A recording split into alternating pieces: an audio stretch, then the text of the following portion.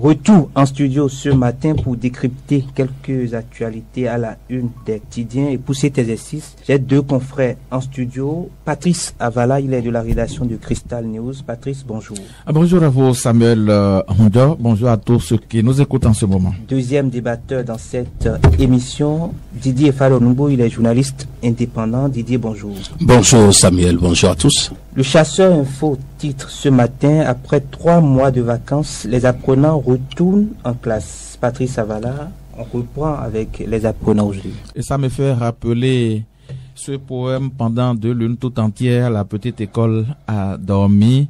Et aujourd'hui, elle s'est réveillée de son sommeil avec la vie qui retourne dans ces lieux d'éducation. C'est de bonne guerre parce que, lorsque vous travaillez pendant 6 à 7 mois ou 8 mois, pour ceux qui vont à l'examen, voire 9, il est normal qu'on vous octroie un bon repos afin que vous puissiez reprendre de plus belle. C'est ce que les acteurs béninois, les acteurs de l'école béninoise ont reçu. Et voilà, donc nous sommes à la fin après ce repos bien mérité. D'aucuns estiment souvent que les enseignants se reposent beaucoup, mais le travail intellectuel que fait un enseignant mérite ce repos qu'on lui accorde à son temps et en temps réel. Je pense que on ne peut que souhaiter une bonne reprise des classes pour tous les acteurs de l'école, depuis les apprenants jusqu'aux professeurs d'université, en passant par les maîtres, comme on les appelle, les maîtresses, les enseignants dans les cours secondaires et les étudiants, les écoliers, les élèves. Nous n'allons pas oublier ceux-là qui les nourrissent, parce que sans eux ou sans elles, je pense que je veux parler des bonnes dames qui sont dans les écoles, qui également, pour beaucoup, ont fini les repos, parce qu'il y en a parmi elles qui n'ont que ces lieux pour faire les échanges, pour nourrir les enfants. Et c'est une bonne reprise également pour ces bonnes dames ce lundi 16 septembre 2024. Les enseignants, ils ont fait leur journée de réflexion. Ils ont réfléchi sur leurs conditions de travail, ce qu'il y a à faire comme activité pédagogique au cours de cette nouvelle année scolaire, comme il est de coutume, à la veille de chaque année scolaire. Et je pense que tout est mis au point pour que, en ce premier jour des classes, puisque nous avons eu également une pré-rentrée qui a permis aux enseignants d'inscrire les nouveaux, c'est vrai que ce n'est pas encore bien ancré dans les habitudes des Béninois, la pré-rentrée qui permet d'aller faire tous les travaux qui sont inhérents à une année scolaire. Et c'est le premier jour ou la première semaine qu'on met à profit encore pour beaucoup pour aller régler ces petits détails afin que les enfants puissent se retrouver en classe véritablement. D'autres vont commencer les cours aujourd'hui. D'autres continueront encore à errer. C'est ce qui est aussi naturel, c'est naturel, et donc on ne peut que souhaiter un bon retour des classes pour tous ces acteurs-là et féliciter également le gouvernement pour tout ce qu'il a pu faire pour améliorer les conditions de vie et de travail des enseignants, même s'il y a encore à redire à ce niveau, mais des efforts sont quand même faits, surtout pour cette catégorie d'enseignants dits aspirants au métier.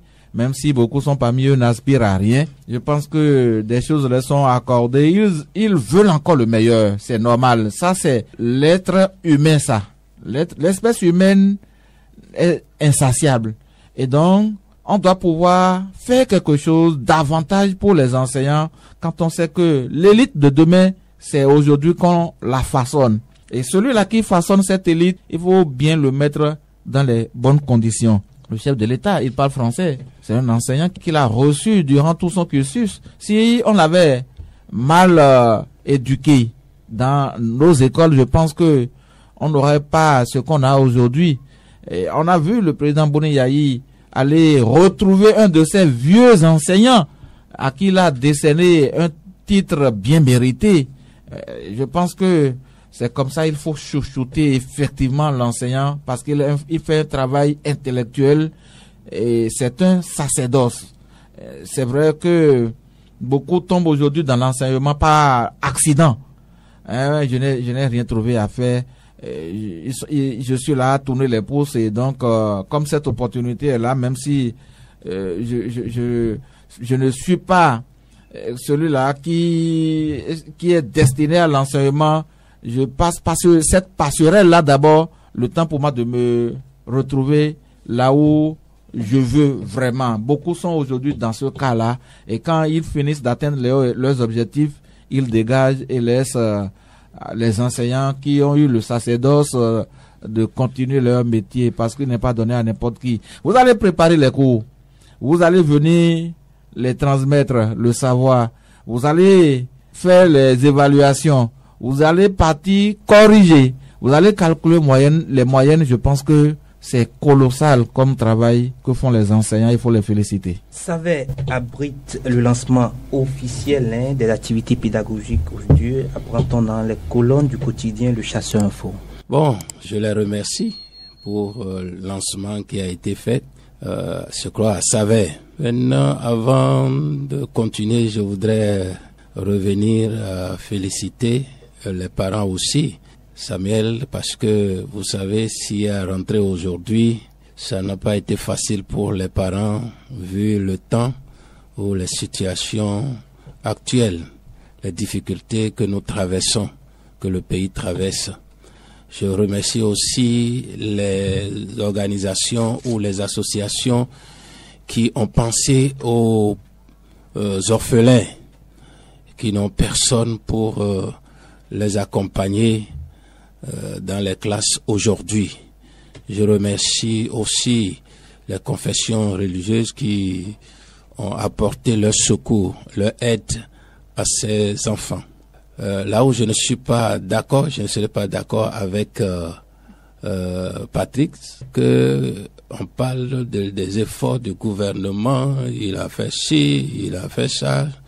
Bon, je l'ai dit d'abord, bonne arrivée, parce que il y a que quelques semaines, eux-mêmes sont revenus de leurs vacances gouvernementales pour faire leur rentrée gouvernementale. Maintenant, c'est pour les enfants. Je suis pas tellement d'accord parce que il y a 3 piliers essentiels pour une nation qui veut aller de l'avant, une nation qui veut avoir de développement.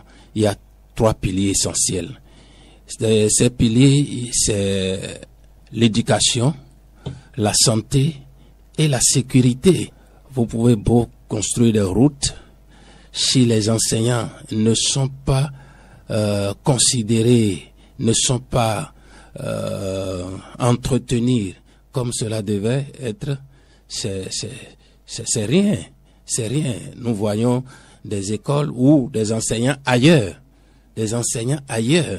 qui sont mieux payés plus que le Bénin et ils sont mieux entretenus. Avant même la rentrée, on leur fait faire des visites, ils font des visites de la santé, on les met en condition parce que Patrick vient de le dire, c'est un travail colossal ce qui concerne ce travail intellectuel.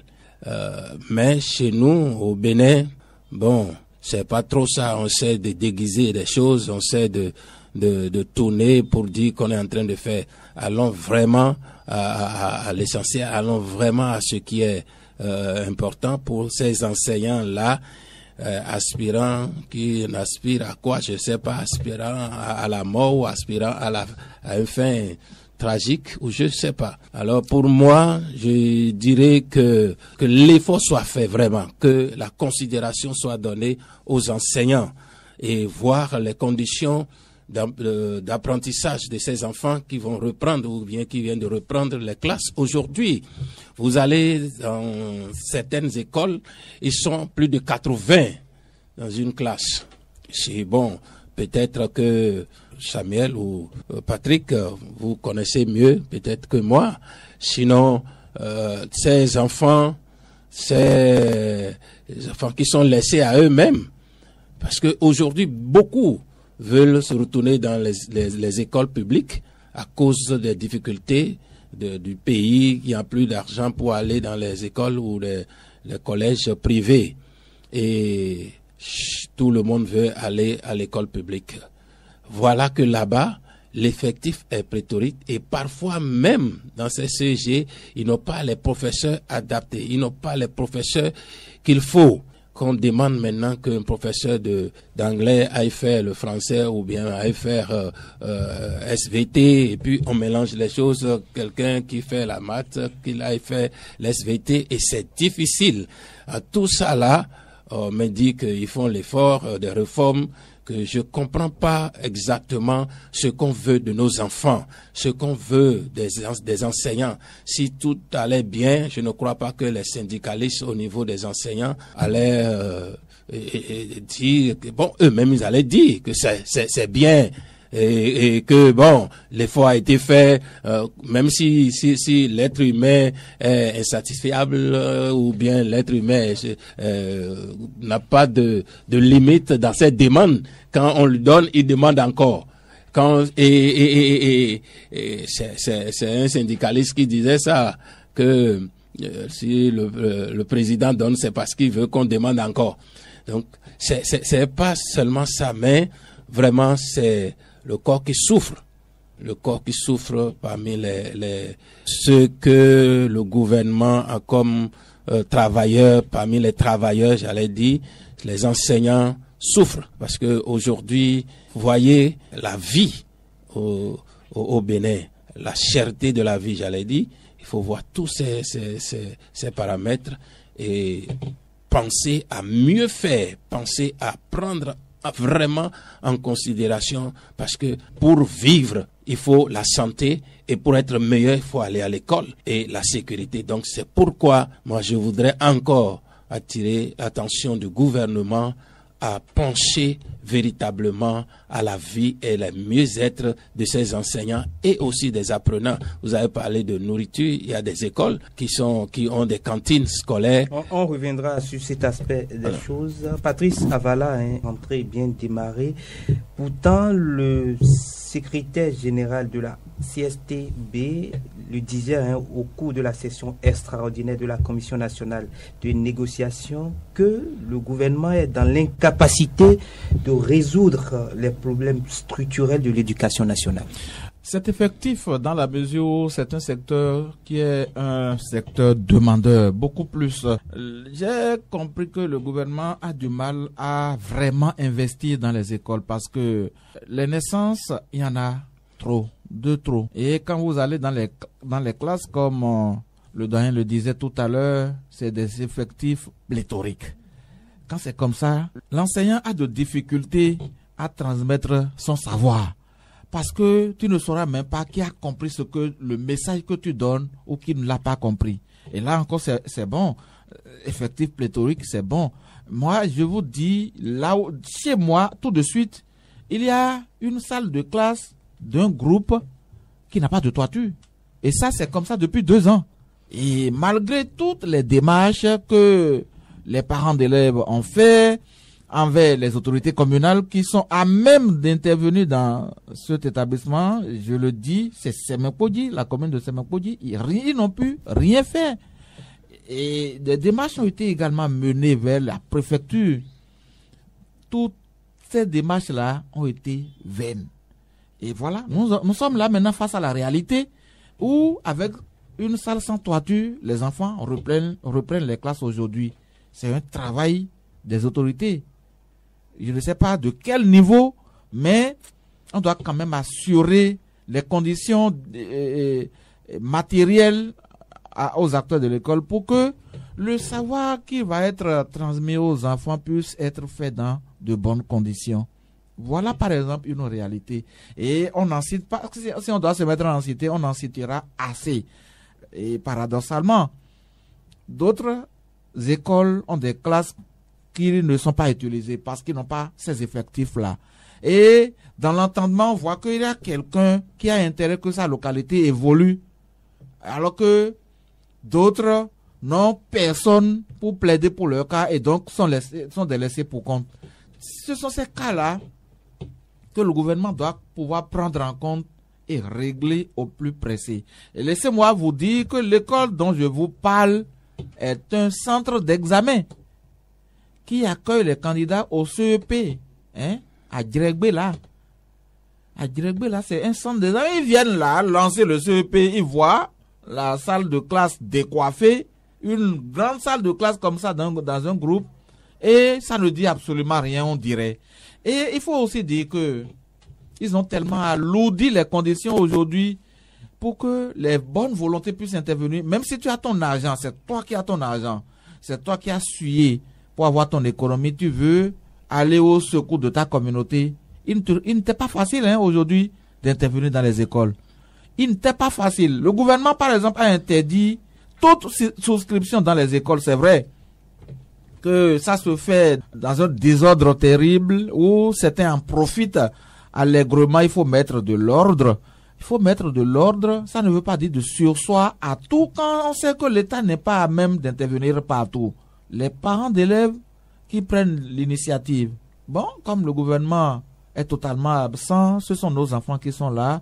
Prenons le cas là en charge, cotisons 500.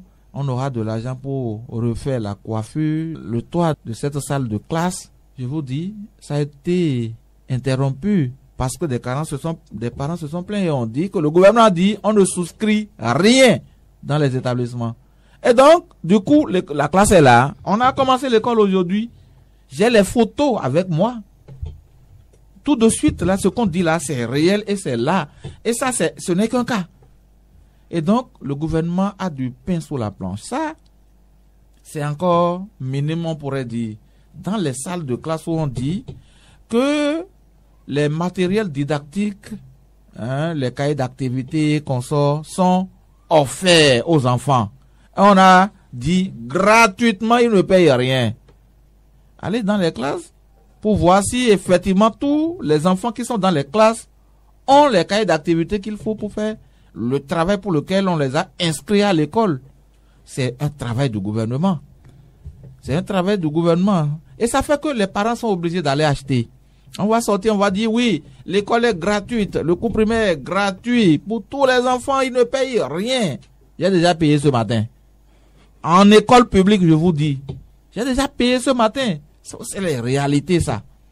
Parce que on a déclaré la gratuité, mais on n'a pas donné les moyens aux responsables des écoles pour faire la politique de développement qu'il faut pour les écoles. Quand c'est comme ça, les parents sont obligés de mettre la main dans la poche et ça ouvre la voie de l'anarchie parce que ceux qui veulent en profiter, ils vont toujours en profiter. Ils vont toujours en profiter. Et donc, il y a encore du travail malgré les réformes qu'on fait, malgré les vuvuzelas qu'on entend que le gouvernement travaille dans les écoles, telle localité a reçu tel nombre d'écoles. On a même entendu le porte-parole du gouvernement dire que c'était le nombre de salles de classe qui sont construites. En dépit de tous ces efforts-là, tant qu'il reste à faire, nous on dira toujours que rien n'est fait. Parce que je ne peux pas envoyer mon enfant à l'école et que ce soit dans une salle qui n'a pas de toit où on va l'installer. Et ça, c'est l'État. Les communes, on leur a donné la responsabilité d'intervenir dans les cours primaires. On a interpellé la commune de Semekoudi au moins 4 fois à travers des courriers. C'est là, j'ai vu. Mais une seule fois, ils ne sont même pas venus voir qu'est-ce qui se passe. Ils ont envoyé des techniciens pour évaluer les trucs depuis 2 ans. Imaginez. Et les enfants sont dans ces conditions. Quel est le savoir qu'ils vont acquérir dans ces conditions? C'est pourquoi, malgré tout, c'est vrai, il n'y a plus la grève aujourd'hui. Même si, je pense, il y a un certain nombre de jours de grève à faire par an. Ce que les enseignants n'exploitent plus. Parce que ils ont même perdu la voie, ils sont obligés de vivre dans les conditions qui sont les leurs et de s'accepter ainsi. Mais allez-y voir comment le travail se fait dans les classes. Vous avez refusé la grève, mais je peux faire la grève autrement. J'ai ma fiche, je l'ai préparée, bien fait. Le directeur a contrôlé, signé. C'est moi qui quand même va dicter le cours en classe. Je sais dans quelles conditions je vais. Si l'enseignant vient en classe et a des réflexions à faire sur sa vie, je ne pense pas qu'il puisse donner le cours dans des conditions qu'il faut. Et que les enfants acquièrent effectivement le savoir, ce pourquoi on les a envoyés à l'école. Et donc, le gouvernement du travail, parce qu'il ne s'agit pas de choisir des localités. Voilà un cas palpable dont je viens de vous parler. Et quand j'ai dit que j'ai payé ce matin, c'est à Porto-Novo. C'est pas dans un village. Nous sommes en ville, c'est à Porto-Novo. Faut pas qu'on pense que parce que j'ai parlé de Djeregbé, c'est à Djeregbé. Non, c'est à Porto-Novo, j'ai payé ce matin.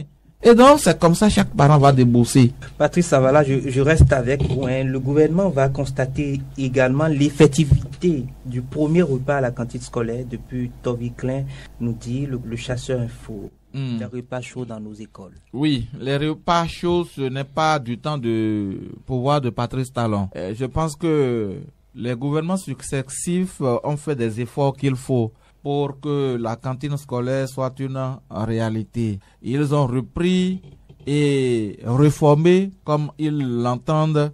On a même vu des enseignants aller en prison ici pour des kilos de riz qui ont disparu. 1 kilo, on leur tire des oreilles et on les met en prison. Et parfois même, c'est le travail qui est arraché à ces derniers. Donc, repas chaud, il n'est pas encore l'heure. Bon, autant du moment où nous sommes en train de faire, nous sommes en émission ici, on ne pourrait pas dire que les enfants, c'est vrai, ils sont déjà allés en récréation, hein. Et c'est à 12h30, 13h, 14h qu'on va constater effectivement le repas chaud. Mais repas chaud dans quelles conditions? C'est ça qui est le gros problème. Parce que vous avez dit que les parents ne payent rien à l'école, aux autorités. Vous amenez le riz, des sacs de riz, des sacs de maïs, des sacs d'huile. Mais vous n'amenez pas la tomate. Même pas en boîte que les gens ne mangent plus. Même pas de cubes que les gens ne mangent plus. Vous n'amenez rien. Et c'est le directeur et ceux qui s'occupent de la cantine qui vont maintenant se débrouiller. Se débrouiller, ça veut dire quoi? C'est aller voler. Il n'y a que les parents pour mettre la main à la poche. J'ai encore payé ça ce matin. Parce qu'on vient dire que la cantine est gratuite et qu'on va manger repas chaud, c'est bien. Même si ce que les parents payent, c'est insignifiant devant ce que les enfants vont manger. Faut pas qu'on dise que tout est gratuit. C'est faux. Hein? On passe à côté de la vérité. Qu'on nous dise la vérité. C'est ça, c'est de ça qu'il est question. Les gens vont effectivement manger, peut-être pas dans toutes les écoles, je n'en sais absolument rien, parce que je n'ai même pas la capacité de parcourir le Bénin pour aller voir dans quelle école on n'a pas mangé aujourd'hui le repas chaud. Mais je sais quand même que le repas chaud sera servi aux enfants dans plusieurs établissements. Mais il va falloir qu'ils mettent la main à la poche. On dit souvent que ceux qui n'ont pas trouvé les moyens pour payer les minimes sommes, les 50 francs, les 100 francs qu'on demande là, aussi mangent. Et c'est pas là, hasard à tout le monde, la majorité de l'école ne donnait pas. Est-ce qu'on est sûr que le repas qu'on va servir aux enfants là va être un bon repas, même si c'est chaud? Parce que, effectivement, ça va maintenir les enfants à l'école. Lorsque vous n'avez plus le problème de ventre, vous pouvez avoir la tête dans l'école. Mais dès qu'on vous donne des repas chétifs, je pense que c'est comme ça, vous serez en train de... Il y en a même qui donnent l'argent là, et les enfants ne mangent pas. Les enfants ne mangent pas. Beaucoup donnent, mais les enfants ne mangent pas. Parce qu'on se dit, quelles sont les conditions qu'on a offertes aux établissements scolaires pour que ce repas soit de bonne qualité. On a entendu le porte-parole du gouvernement dire que le président de la République même demande à manger ces cantines-là du côté des Britanniques militaires. Et là, on a dit, ce sont des services traiteurs. À défaut de services traiteurs dans les écoles, qu'on trouve effectivement des cuisiniers avec les conditions qu'il faut pour la cuisine pour que les enfants mangent. Je pense que c'est un programme qui est soutenu par le programme alimentaire mondial, si je ne m'abuse. Et donc, le gouvernement aussi doit faire des efforts pour accorder au comité qui s'occupe de la gestion de ces cantines de mettre les enfants dans de bonnes conditions. Même le plastique dans lequel on va servir à l'enfant à manger, on demande de payer. On n'a même pas dit aux enfants, amenez vos bols. Hein. Les enfants ont payé, j'ai payé. J'ai payé. Ça, c'est les réalités que le gouvernement doit savoir ça. Moi, je ne dirais le nom d'aucun établissement, ils n'ont qu'à aller chercher eux-mêmes. Mais les gens payent. Parce qu'on a pris ça ce matin, ce premier jour de la rentrée, on a dit, oui, qu'il y a plastique pour les enfants pour manger, c'est à tel sou. Ils ont pris l'argent. Au lieu de dire aux enfants, amenez des assiettes, on va vous servir à manger, non. On a vendu les plastiques à l'école, dans Porto-Novo ici. Voilà les réalités que le gouvernement ne connaît peut-être pas. Il faut qu'on les informe, qu'ils sachent que oui, nous avons déclaré la gratuité, mais il reste encore à faire. Gratuité, selon vous, ou c'est un mythe, ou ce qu'on appelle gratuité du repas chaud des cantines scolaires? Oui, on dit total. On dit vous payez rien.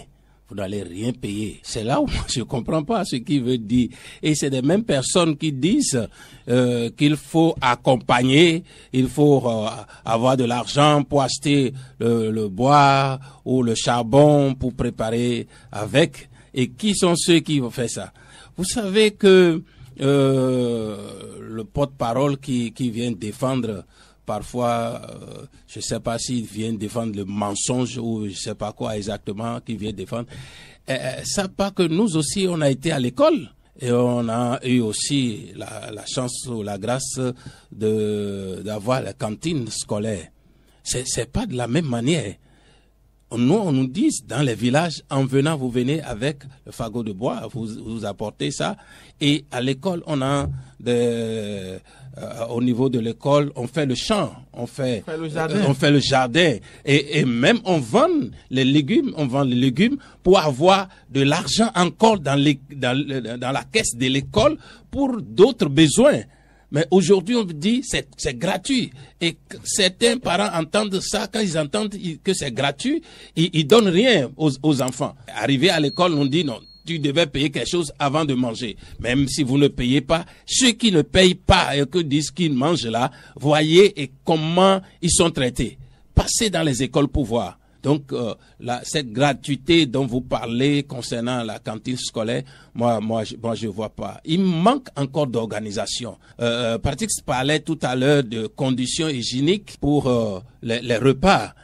Comment ceux qui préparent ou celles qui préparent, comment elles sont formées, elles ont été recyclées, est-ce qu'elles ont des conditions elles-mêmes, parce qu'il faut avoir des conditions pour préparer.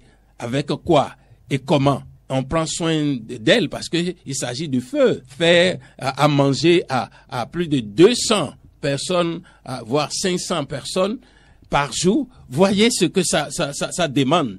Et elles sont combien? On ne voit pas tout ça là. Allez vérifier. Et parfois, même ce que ces enfants mangent, je dirais qu'ils mangent de la mort. Il y a la mort dans la marmite. Parce que c'est pas bien entretenu. C'est comme manger pour manger. Donc, moi, je dirais qu'il faut refaire les choses, réorganiser. C'est une bonne chose d'aider les enfants à manger, à rester à l'école. En notre temps, en partant à l'école, on te donne de manioc d'hier restant que tu amènes à l'école, tu as choses, et tu te contentes de ça, et tu reviens à la maison le soir, content. Mais si on te dit à manger à l'école et tu vas manger, c'est pas vraiment ça. Moi, j'aurais demandé vraiment que l'État essaye de réorganiser les choses, de voir la condition de travail même de ces femmes qui sont au niveau des cantines, voir ce qui est amené, qu'est-ce qu'il faut ajouter. Si PAM, Programme alimentaire mondial, apporte ses vivres, que nous aussi, nous puissions apporter pour nous, c'est-à-dire l'État béninois. Je vous disais tantôt que est-ce que nous aimons vraiment le secteur, ce secteur-là, secteur éducatif? Est-ce que nous aimons vraiment ce secteur? Nous voulons que les enfants soient des meilleurs? Je crois pas. Sinon, si on investit bien dans ce secteur-là, vous allez voir que les choses vont changer. Et effectivement, moi, j'ai vu dans un village où j'ai vu des classes, les classes d'école qui sont vides dans la brousse. Et ailleurs, dans une commune, il n'y a même pas on a essayé de jumeler les classes. On a mis CI et CP ensemble. D'abord, ils sont déjà débordés en CI, on les regroupe parce qu'il n'y a pas d'enseignants et aussi la place qu'il n'y en a pas et on les regroupe ensemble et 4, 5 parfois sur le banc qui allait porter deux élèves ou des écoliers. Vous voyez? Et comment est-ce que cet enfant va travailler, aura la liberté, la tranquillité pour travailler? Vous voyez? Et parfois, c'est à Porte-Nouveau ici que j'ai vu des choses, hein, en pleine ville, à Porte-Nouveau, que j'ai constaté ces choses et j'ai dit, ben, qu'est-ce qui se passe? Quand on pense vraiment à l'avenir de ces enfants, et si il y a des résultats à la fin de l'année, on dit tel directeur n'a pas travaillé, il faut le révoquer, il faut le renvoyer, il faut sanctionner, il faut bon, il n'y a même pas d'humanisme dans ce qui est fait. Vraiment, moi je demande que des efforts supplémentaires soient fournis pour aider ce secteur qui doit être vraiment un secteur primordial. Faites-vous le constat que les syndicats ne font plus assez de mouvements de grève et la rentrée est quand même tout le temps paisible? Or, les difficultés subsistent toujours. Ah oui, puisqu'on leur a arraché la hache et donc chacun est rentré dans son petit coin et observe.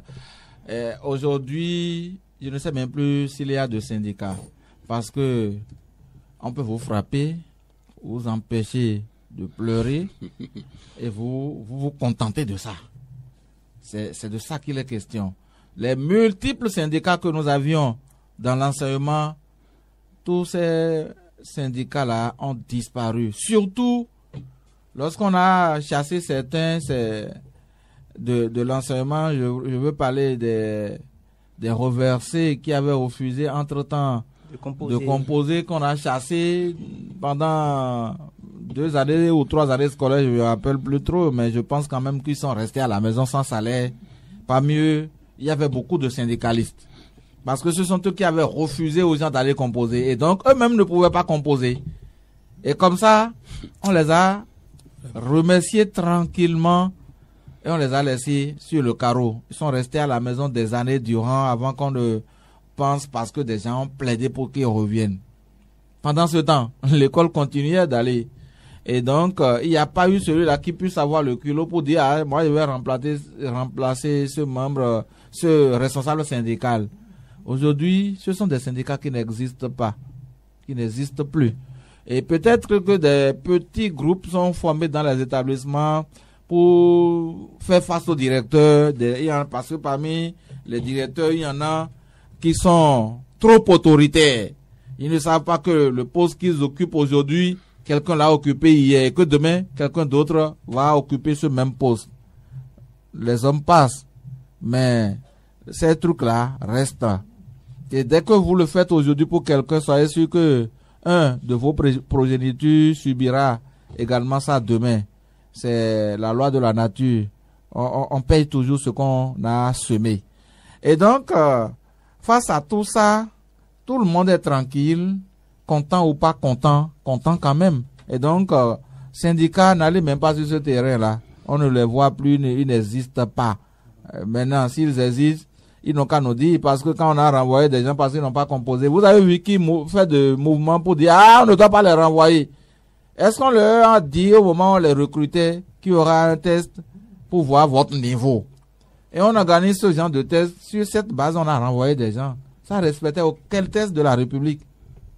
Quel test de la République ça respectait? Pourtant, des syndicats sont restés dans ce Bénin, ils n'ont même pas bougé les oreilles. Ils n'ont pas bougé les oreilles, donc c'est pas aujourd'hui qu'on va nous faire croire qu'il y a de syndicats, il n'y en a pas. Didier Falonbo. Oui, je voudrais revenir sur ce point pour dire que moi, je prie seulement. Je prie, je demande. Vous êtes pasteur que vous Non, bon, c'est pas parce que je suis pasteur. Ben, si tu as déjà une intention sur quelque chose, ce qui veut dire déjà que tu pries. Je prie le bon Dieu que ce gouvernement, que ce régime-là passe pour qu'on prenne des leçons, quoi, qu'on voit que vraiment on a fait des erreurs et aujourd'hui on est obligé de supporter. Sinon, ceux-là, quand même, parfois ils dépassent les bornes, mais quand même permet à chacun de se reprendre, le gouvernement de prendre les bonnes mesures ou les manières pour régler des situations et aussi dire non assez. Mais aujourd'hui, avec ce qu'est devenu syndicalisme au Bénin, c'est vraiment à désirer, hein. C'est à chercher. C'est pas raison, hein. C'est pas raison qu'ils sont en train de le faire. Ils ne peuvent pas parce que chacun se dit, ceux qui sont là ne sont pas éternels. Même s'ils font quoi que ce soit comme magouille, ne resteront pas éternellement. Ils passeront et nous allons faire les points. Nous allons voir pourquoi il y a ça. Sinon, plus de considération pour ces syndicalistes. Si vous marchez, on va vous arrêter, voir que si vous avez bu quelque chose qui est dans votre sang et ça est. Donc moi je dirais que les syndicalistes sont en train de payer pour leurs bêtises, si je peux le dire ainsi, parce que celui qui les utilisait, qui serait en train de les utiliser, est venu maintenant pour dire, je sais comment la force que vous détenez, j'arrache cette force de vous et je vais voir comment vous allez faire marcher des gens. C'est ça. Et partout aujourd'hui, on ne peut plus parler du syndicalisme au Bénin. On ne peut plus. Ben, même ceux qui sont restés, Patrice Avala disait que tout à l'heure qu'il y en a encore certains, ceux qui restent là, comment ils sont en train de se manifester ou bien comment ils travaillent. C'est difficile pour un syndicat ou bien des syndicalistes aujourd'hui de s'afficher. Vous voyez, de s'afficher, c'est plus facile. Ceux qui se taisent là-bas, hein, Patrice Avala, ceux qui se taisent, c'est l'association des parents d'élèves. Oui, l'association des parents d'élèves, est-ce que ce n'est pas une association qui, je dirais, est arrimée au gouvernement? Parce que on a vu des associations des parents d'élèves ici. L'association nationale des parents d'élèves, on a vu comment cette association menait ses activités aux côtés des établissements scolaires. Mais aujourd'hui, c'est une association, moi je dirais, qui n'existe pas. Ça n'existe pas. Oui, je connais le président départemental Ouémé de l'association nationale des parents d'élèves départementale Ouémé. Mais quand vous les entendez parler, vous sentez que ceux-ci sont un accompagnement du gouvernement. C'est vrai qu'il faut reconnaître les efforts que fait le gouvernement lorsque vous êtes parent d'élèves. Et que des efforts sont faits, vous devez pouvoir reconnaître ces efforts. Mais soyez demandeurs. Soyez demandeurs. Dans la mesure où on a dit tout est gratuit. Tout est gratuit. C'est vous qui allez donner de la voix pour qu'on sache qu'il y a à faire à tel établissement ou pas. Mais lorsque vous êtes là, vous ne dites rien. Ça veut dire que tout va pour le mieux et pour le meilleur, pour vos enfants, alors que les enfants ne sont pas dans une bonne condition. C'est paradoxal, hein, Samuel. Moi, je n'arrive pas à comprendre que aujourd'hui, tout le monde est devenu observateur dans la République et on se dit, c'est pas moi qui vais faire. C'est pas moi qui vais faire. Ah, pardon, laissez-moi dans mon coin. Quand c'est comme ça, c'est un bon boulevard pour les autorités de passer les mains hautes. Et c'est effectivement ce qui se passe aujourd'hui. C'est effectivement ce qui se passe. Lorsque vous tentez d'aller un peu contre ce qui se fait, on peut même utiliser des manœuvres que vous-même vous ne maîtrisez pas pour vous sauter de votre place. Même en tant que président de l'association des parents d'élèves. C'est de ça il est question. Et donc, chacun se méfie dans la République. On met la main à la joue et on regarde. Même observation? Oh oui, bon, c'est déjà dit, hein. Vous savez, quand on te traque, on est derrière toi, que tu sois parent d'élève, et qu'est-ce que tu fais avant d'être parent d'élève? Si tu as des situations quelque part, on va chercher à te trouver de tort ou à trouver quelque chose pour te faire du mal. Tu serais obligé d'aller s'asseoir pour dire, bon, on va voir, on attend de voir ce qui va se passer après. Ce qui fait que aucun de ces parents d'élèves ne pourrait se lever pour défendre. Tu n'auras personne pour t'accompagner parce que tout le monde a peur. Parce que c'est ce qui a été dit, qu'il faut soumettre tout le monde au dictat de ce gouvernement. Or, tout n'est pas politique. Il y a aussi social, il y a aussi la vie, l'organisation que ceux-là, même s'ils ne sont pas pour le gouvernement ni pour l'opposition, ils ont des opinions et qui doivent dire ce qui ne va pas, ils doivent le dire. Maintenant, quand on soumet tout le monde, on oblige tout le monde à dire oui, tout le monde à soutenir, tout le monde à applaudir. Si tu n'applaudis pas, tu n'as pas de la vie, tu ne peux plus respirer, tu ne peux plus vivre. Nous avons vu beaucoup de choses, des gens qui portaient leurs opinions. Nous avons des parents d'élèves qui utilisaient les radios, les médias pour dénoncer, pour dire, et en même temps que quelque chose ne se passe dans une école ou un établissement, ils se lèvent et on les appelle les grogneurs. Mais aujourd'hui, qui veut encore? Tu dis quelque chose là, les Rémi Niabakou sont là pour témoigner aujourd'hui. On n'entend plus parler parce que on veut assommer tout le monde, on veut neutraliser tout le monde, même si ce que tu dis va contribuer. Tant que cela n'est pas pour applaudir le chef, n'est pas pour soutenir ceux qui soutiennent le chef, tu es en danger. Donc, ce qui fait que chacun s'arrange ou bien essayer de chercher son coin pour aller se cacher et laisser passer la tempête. Mais ce qui est sûr, la tempête passera et on verra ce qui aura après. Toujours avec le quotidien Dynamisme Info, année académique 2024-2025, le triste tableau qui fait grogner au supérieur. Pas d'amphithéâtre construit sous ce régime, nous rappelle le quotidien. Oui, c'est effectif. Et là, au moins, je pense que j'ai écouté le porte-parole du gouvernement, encore lui, Wilfried Léandre Hongbeji, dit qu'il s'agissait d'une réalité, mais que c'était pas fait sciemment, que le gouvernement était en train de réfléchir sur les conditions qu'il faut remplir pour construire les amphithéâtres. Mais là, les étudiants n'attendent pas. Le flux des étudiants, c'est quotidien. On constate, c'est matériel, on voit. Dans ce cas de besoin, où aujourd'hui une université peut être mieux, peut être même transformée pire que un collège. Parce que d'abord, là-bas, vous n'avez pas de salle de classe, vous n'avez pas les amphithéâtres, même les tentes, les amphithéâtres du genre de se nommer Idriss Déby, où c'est une tente climatisée qu'on a offerte à la communauté universitaire pour que les étudiants puissent être dans des bonnes conditions pour étudier. On n'a même pas tenté de faire ça. Mais quand il s'agit d'envahir le campus universitaire avec les militaires, mais là, on est prêt à le faire.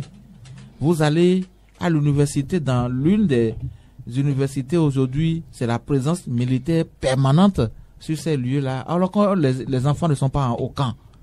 Ils ne sont pas au camp. Il faut la sécurité, je suis d'accord, mais de là à envahir le campus universitaire de militaires et les étudiants même ne respirent plus. C'est pas normal. Pendant ce temps, il n'y a pas d'endroit adéquat où il faut aller pour prendre le cours. Quelle élite on est en train de former pour demain? Je pense que là, le gouvernement doit pouvoir faire des efforts encore que partout il y a des efforts à faire. Et bien là, il y en a plus d'efforts parce que le constat est alarmant. Hein? Ils ont supprimé les universités que Yahi Boni, le gouvernement de Boni Yahi, a créées en son temps pour concentrer les universités dans les zones. Mais quand vous avez fini de faire ça, donnez le moyen aux acteurs de l'école pour une bonne éducation, une éducation de qualité aux étudiants. Parce que de l'université, vous devenez un cadre de la République. Le cadre de la République, conforme dans ces conditions-là, va offrir quelles conditions à ceux qui viennent derrière lui? Je pense que ça va être les mêmes conditions. Vous bénéficiez de bonnes conditions pour étudier. Vous avez dans la tête que je dois offrir aux enfants de ce pays des bonnes conditions parce que maman, j'en ai bénéficié. Quand vous restez dans des conditions exécrables pour étudier, vous ne pouvez qu'offrir aux acteurs de l'école ces mêmes conditions parce que vous aviez étudié dans ces conditions-là. Mais ce qui n'est pas normal, il s'agit de la République. Il s'agit des universités nationales. Donner les moyens aux recteurs qui ne sont même plus choisis par les acteurs de l'université, des recteurs nommés. Et un recul qui nous a amené loin derrière des années durant. Une des luttes, voilà encore un autre pan que des gens ont fait et ont eu des avantages, des acquis. Vous venez vous gâter tout. Parce qu'on recherchait la tête, je ne sais pas quoi. Joël Ivoire est en prison. Il était doyen de la FADGEP ou de la FADESP, la faculté de droit à l'université. Mais on l'a cherché fatigué, finalement, il est parti, on sait là où il se retrouve aujourd'hui. Voilà les conditions qu'on offre aux acteurs de l'école et ce n'est pas bien. Les étudiants ont besoin de meilleures conditions de vie et de travail. Nous ne parlons même pas des cantines,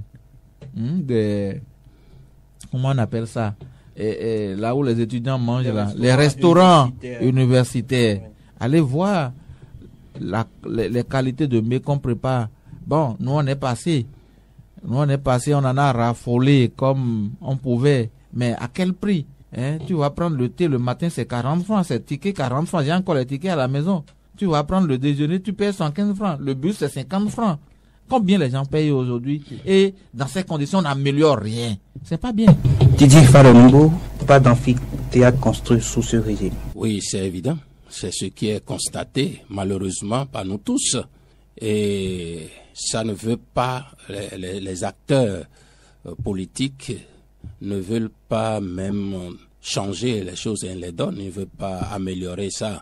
Si on pensait aux meilleures conditions des enseignants à l'université et des étudiants à l'université, on ne serait pas en mesure de déposer un professeur émérite en prison comme vulgaire bandit, assassin, non. On serait d'abord considérer cet homme avec ce qu'il a, il a offert à sa nation, à son pays, et même ceux-là aujourd'hui qui sont là en train de bavarder ou bien de se maudire, j'allais dire, sont là pour parler de l'éducation. On réfléchit, on est en train de réfléchir. Depuis 2016 jusqu'à aujourd'hui, on continue de réfléchir, de voir. Mais par contre, les routes évoluent. Les lampadaires dans certaines zones, il faut abandonner l'éducation. Je vous l'avais déjà dit à l'entame, avant de commencer ici, j'ai dit qu'il y a des secteurs qui devraient être prioritaires, qui devaient avoir la priorité d'investissement du gouvernement, comme l'éducation, premièrement, la santé et la sécurité. Et c'est ces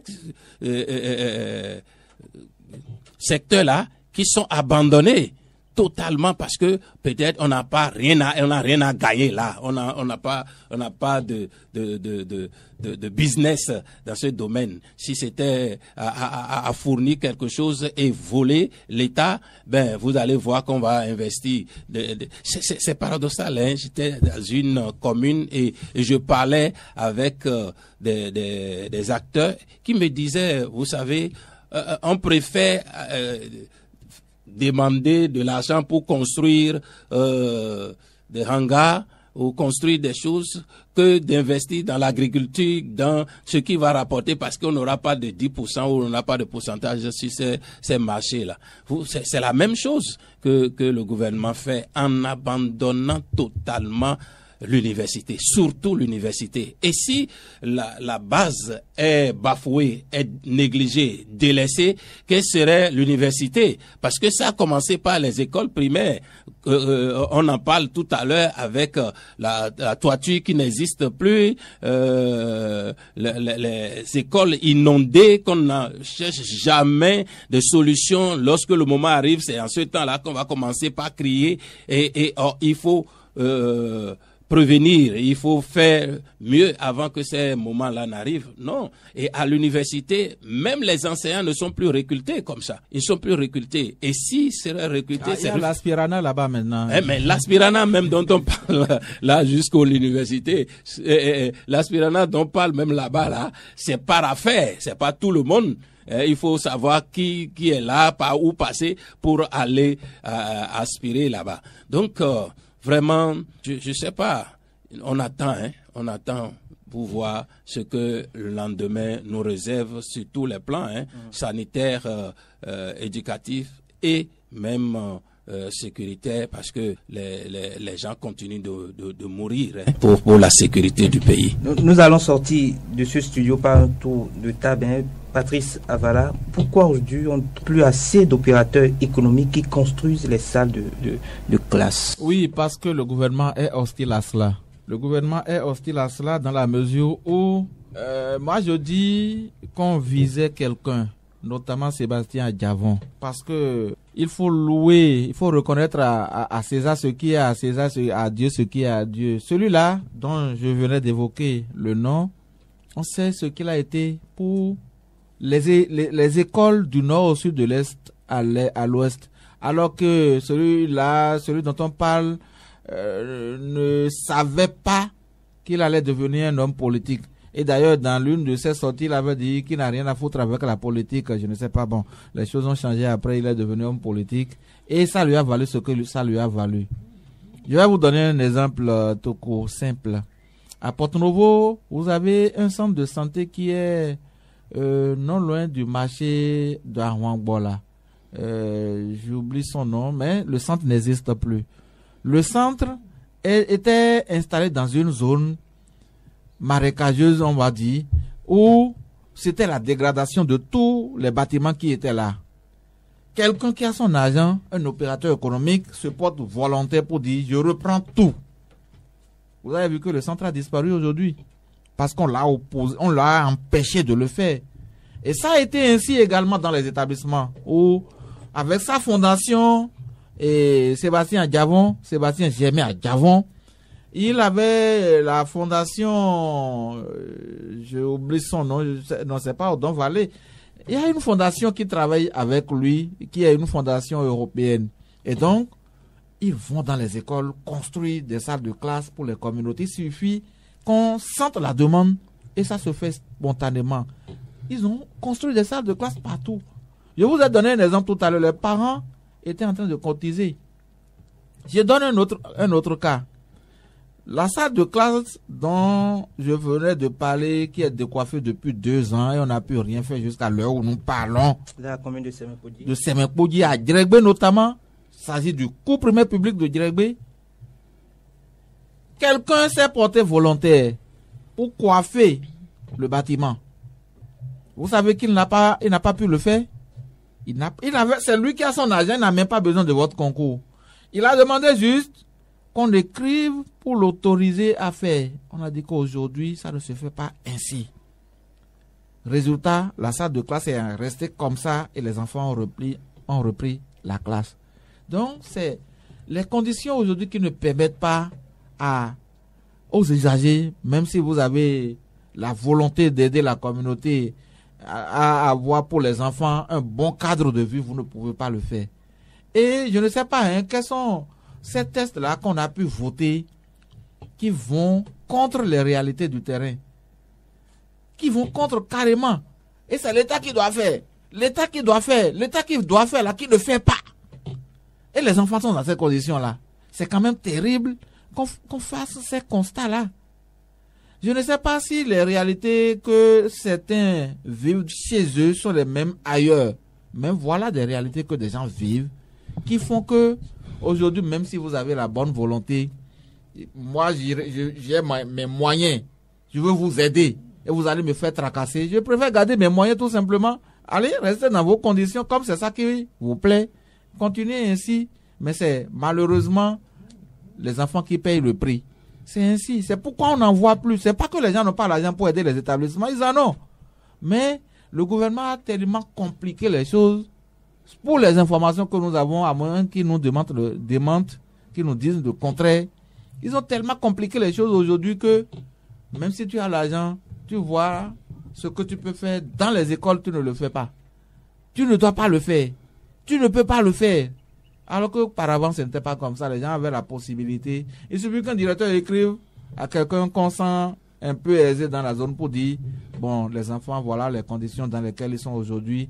On vous voit, vous êtes un cadre du milieu. Votre localité ne peut pas être comme ça. On manage le dernier. Il sort l'argent. Il aide l'école à évoluer. Mais aujourd'hui, ce n'est plus le cas. D'abord, quand vous sortez l'argent, n'importe comment, aujourd'hui, on vous demande où est-ce que vous avez trouvé l'argent. Et vous le demandez à qui d'aller s'exhiber. Tout le monde s'est caché. Et puis, les réalités sont là. Et le gouvernement, même face à cette incapacité, a le dos au mur. Ont-ils peur ou les représailles, les redressements fiscaux pour le tout ensemble, le tout ensemble. Et premièrement, la peur d'être traqué, la peur d'être surveillé, parce que d'abord, on ne crée pas les emplois aujourd'hui. Et si tu as les moyens pour créer même les emplois, on va te surveiller. Vous savez que même pour faire transfert d'argent, il y a un montant donné que tu ne dois pas dépasser ça. Il faut justifier. Or, on ne sait plus dans quel pays que nous sommes, où allons-nous avec tout ça là. Mais l'idée derrière tout ça là, c'est dominer et régner, parce que quand tu es affamé, il est facile de te maîtriser, quoi. Quand il y a plus de riches dans un pays, on dit au pays des aveugles, les boys sont rois. Quand on voit que il y a personne pour se manifester, parce que tout ça là qui se faisait, c'était pas gratuitement, c'était pas pour rien que ceux-là le faisaient. Ils le faisaient pour que, en son temps, quand il va lever le doigt pour devenir conseiller dans sa localité, les gens citent ses œuvres, disent tu as fait ceci, tu as fait cela et tu as fait cela. Et ça l'aide à avoir de promotion ou aller à la politique. Mais aujourd'hui, on a peur que ça ne soit plus ainsi. C'est pourquoi on dit personne ne peut plus faire comment vous appelez ça, culte de personnalité, vous appelez ça, que il faut plus aller parler de tel, il a fait ci, il faut aller au village donner de l'argent et faire les louanges de quelqu'un. Mais ceux-là qui refusent ça, c'est à leur nom que ça se fait aujourd'hui. Les tournées gouvernementales, ou bien comment vous appelez ça, des mairies, des arrondissements qui étaient en train de se faire. C'est pour parler des activités ou bien tout ce que le gouvernement a réalisé, les réalisations du gouvernement. Or, c'est ce qui était interdit. Ces affaires aujourd'hui, ça fait essouffler, ça donne à réfléchir, parce que personne ne peut lever son doigt pour dire je veux aider, même si c'est ta communauté, même devant ta maison ou devant les rues qui amènent dans ta maison, tu as les moyens pour les réparer.